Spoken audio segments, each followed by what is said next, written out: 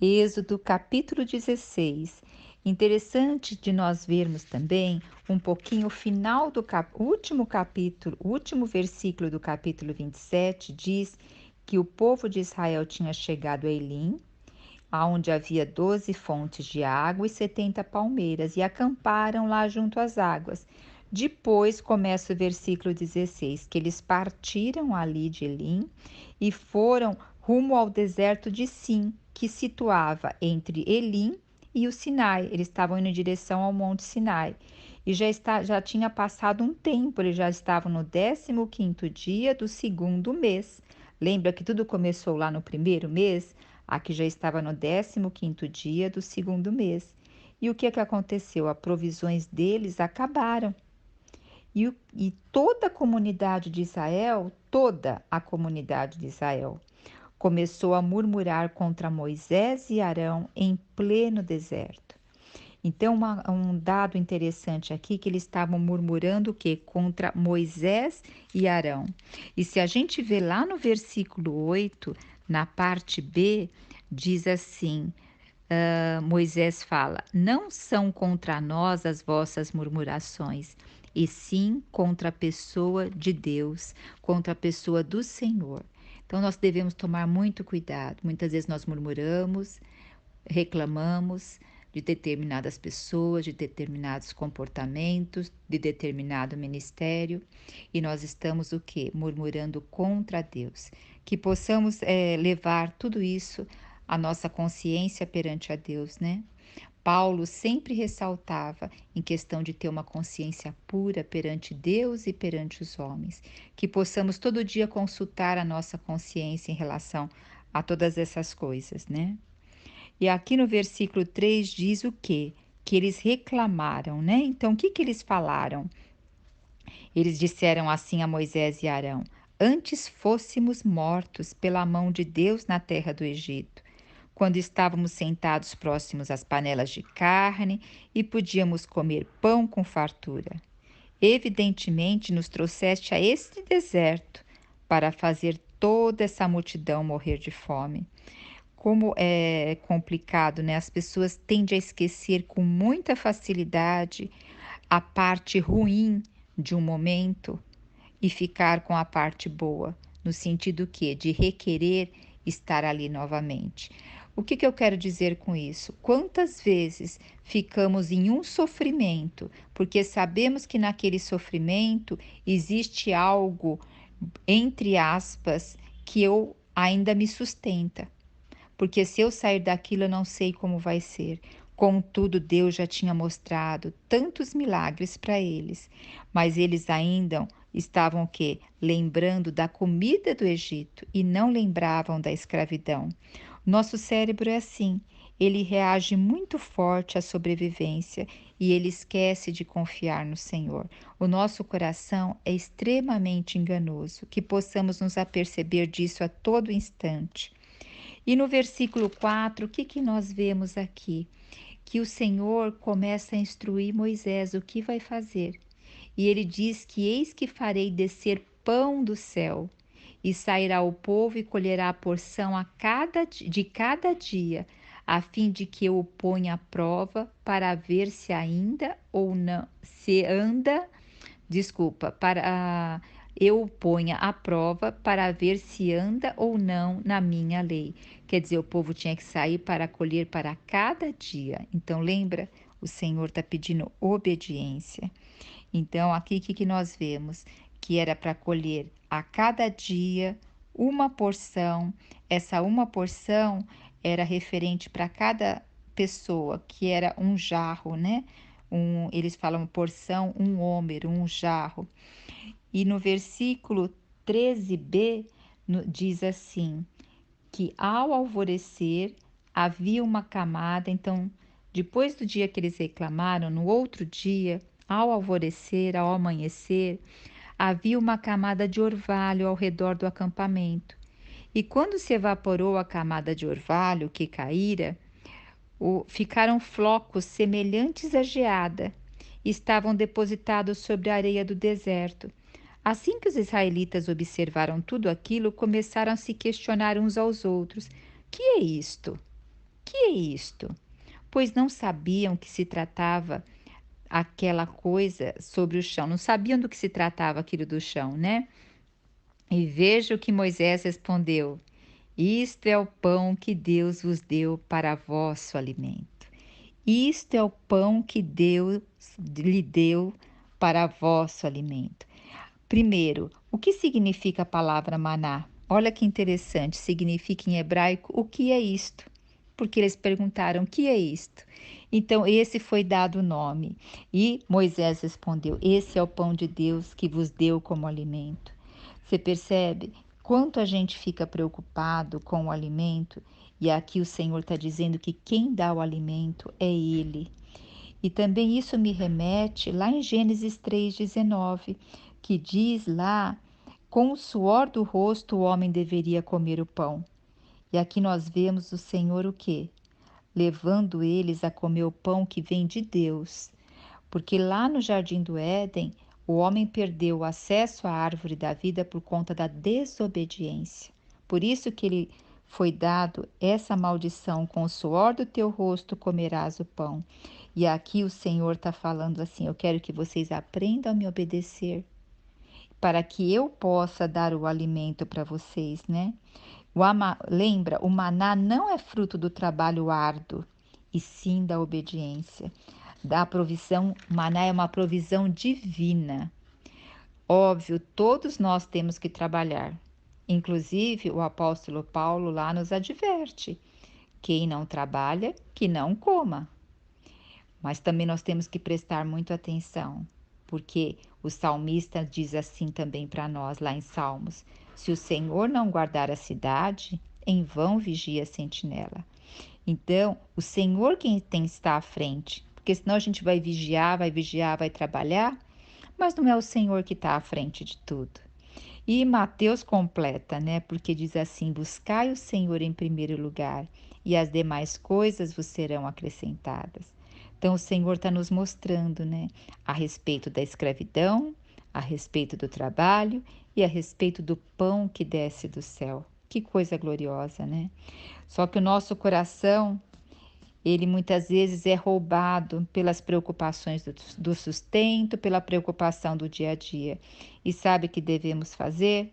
Pregar para o nosso coração, declarar a palavra de Deus para o nosso coração, lembrar do maná que desceu do céu. E também gostaria que vocês dessem uma olhada depois com o tempo em Deuteronômio 8:3. O que o Senhor fala aqui, olha, diz assim: Ele te humilhou e te deixou ter fome. Muitas vezes o Senhor tem que permitir que nós tenhamos fome para poder valorizar o pão que vem do céu. Então, olha, Ele te humilhou e te deixou ter fome, e te sustentou com o maná que tu não conhecias, nem teus pais o conheciam, para te dar a entender que nem só de pão viverá o homem, mas de tudo que procede da boca do Senhor viverá o homem. Que coisa gloriosa, né? E no versículo 5 diz: Sabe, pois, no teu coração, como um homem disciplina seu filho, assim te disciplina o Senhor teu Deus. Então, aqui, o Senhor agora estava tirando do coração dos israelitas o Egito. Primeiro o Senhor tirou eles do Egito, agora o Senhor estava tirando do coração dele o Egito. Ó Senhor Jesus, e agora o Senhor vai dar também o quê? Uma forma de colher o maná. Então está dizendo assim, para colher um homer por cada pessoa, né? E também está dizendo para não guardar nada para o dia seguinte, que todos os dias eles vão sair pela manhã e vão colher o maná. Então o que aconteceu? Alguns o quê? Guardaram para o dia seguinte porque não criam que o Senhor ia prover no outro dia. E aí o que aconteceu com esse maná que eles guardaram? Apodreceu, ficou com bichos. Então, olha como o Senhor nos ensina grande lição aqui, né? E o Senhor mostra o quê? Que o Senhor nos dá a provisão diária. A oração do Pai Nosso, lá em Mateus 6,11, nos diz, né? O pão nosso de cada dia dai-nos hoje. Então, era para colher o maná a cada manhã. Então lembre, o Senhor realmente Ele é fiel a cada dia. Nós não devemos ficar ansiosos quanto o dia de amanhã, o que haveremos de comer, o que haveremos de vestir, mas o Senhor vai cuidar da nossa provisão diária. Por isso que muitas vezes a ansiedade tem abatido a população, abatido porque se fica preocupado com o dia de amanhã. Vamos receber a provisão de hoje, né? E hoje, quem é o nosso maná? Hoje, quem é o nosso maná? O pão que desceu do céu. Lá em João 6,51 diz assim, o próprio Jesus diz, né? Em João 6,35, declarou Jesus, eu sou o pão da vida. E em João 6,51 diz assim, eu sou o pão vivo que desceu do céu. Então veja só, aqui nós estamos em Êxodo 16, falando de um pão físico vindo da parte de Deus, mas aqui já estava o que? Simbolizando o próprio Jesus que veio à Terra, e hoje ele se tornou o nosso alimento. Por isso que nós devemos buscá-lo, o que? Ele em primeiro lugar. Nosso primeiro pão do dia é o próprio Senhor, né? E a oração também do Pai Nosso diz assim, para a gente trazer o reino de Deus à terra. Quando a gente começa a se alimentar desse pão, que é o próprio Cristo, nós estamos trazendo o reino de Deus aqui na terra.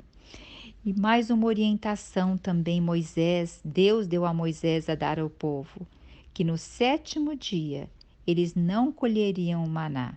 No sexto dia eles colheriam o quê? 2 porções para o sétimo dia, porque o sétimo dia seria o dia de descanso e o dia do Senhor. Lá no Egito, eles não tinham dia de descanso, era trabalho todos os dias. Muitas vezes nós estamos tão ansiosos pela vida que nós trabalhamos todos os dias pelo pão físico. Nós nos preocupamos todos os dias com o pão físico. E aqui o Senhor está ensinando o povo a parar um dia, celebrar ao Senhor, a estar com a família. Então, que nós reservemos nosso tempo diário e também reservemos o dia do Senhor, para estarmos louvando Ele com o povo de Deus, buscando com o povo de Deus e também ter um momento de lazer. Isso tudo o Senhor nos dá como descanso no sétimo dia. Olha que coisa doce. O Senhor pensa em nós em todos os aspectos, né? E o que nós vemos aqui que eu quero compartilhar com vocês no versículo 32 em diante? Diz assim: Disse Moisés: Foi o que o Senhor ordenou. Enchei deste alimento um jarro equivalente a um homer, a fim de conservá-lo para as vossas futuras gerações, para que possam ver o pão que vos dei no deserto, quando vos tireis da terra do Egito. O que o Senhor deu instrução aqui para Moisés? Para ele pegar um jarro de maná, e ele vai pegar esse jarro, aqui ele fala inclusive que é de 2 litros, e vai encher de maná e vai pôr diante do Eterno, que ia ser guardado para que as próximas descendências virem. Então ele depositou esse jarro diante da arca do testemunho para preservá-lo. Olha que rico! O povo não podia guardar o maná para o outro dia que apodrecia e virava bicho. E aqui o Senhor deu orientação a Moisés para pegar um jarro de homer e colocar o maná e colocar lá diante da arca do testemunho, porque aquilo seria como memorial para o povo lembrar o que Deus deu para eles durante 40 anos no deserto. O Senhor ali naquela terra que não tinha nada, o Senhor era tudo. O Senhor era a coluna de nuvem, o Senhor era a coluna de fogo, o Senhor era o maná.